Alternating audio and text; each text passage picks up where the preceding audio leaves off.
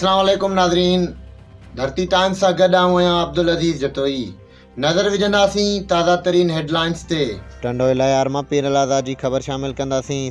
सरबराह Difa Pakistan wing and patron of chief Taj media group doctor Pir Taj Shah Jilani city press club Tando Allahyar ते city press club जे सदर न्याज़ हुसैन ख़ासकेली समेत पूरी team खे मुबारकबाद ॾिनी ऐं अजरक जा तोहफ़ा पेश कया।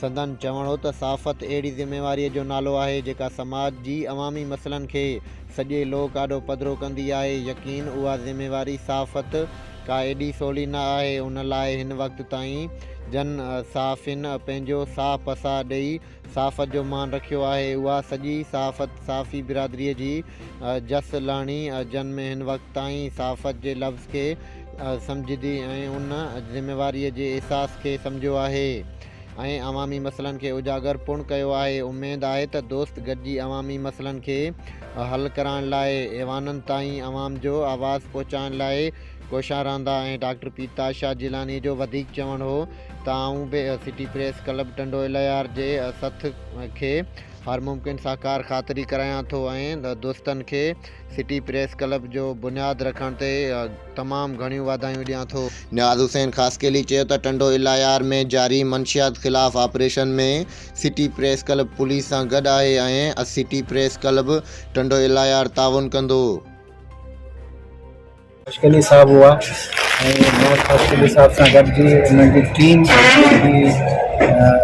मुख़्तलिफ़ channel satellite channel news paper जंहिंमें नओं हिकिड़ो सेटअप ठाहे माशाल्लाह मूंखे ख़ुशी थी आहे कि इन चैनल जी इन city press club Tando Allahyar जी बुनियाद जी तमामु घणी ख़ुशी आहे ऐं इंशाअल्लाह जेकी आउं ॾिसां पियो कि अञा बि टंडो इलायार में जेकी कमियूं कोताहियूं जेके एसपी साहब टंडो इलायार में मंशियात जे ख़िलाफ़ कमु कनि पिया त सिटी प्रेस क्लब न्याज़ साहब जी क़यादत में इंशाअल्लाह सुठी परफॉर्मेंस ॾियनि पिया ऐं पुलिस सां गॾु आहिनि ऐं तमामु जराइम जे लाइ क्राइम जे लाइ सिटी प्रेस क्लब टंडो इलायार जो बुनियाद इंशाअल्लाह तमामु घणो अहमियत जो हामिल बि हूंदो।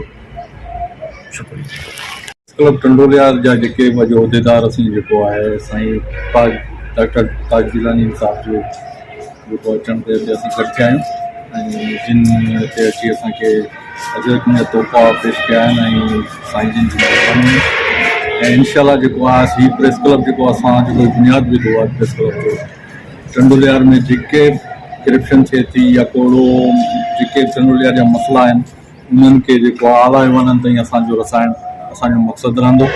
इंशाअल्लाह उन में असीं पंहिंजो जेको आहे तमामु नेक नियती सां कमु कंदासीं।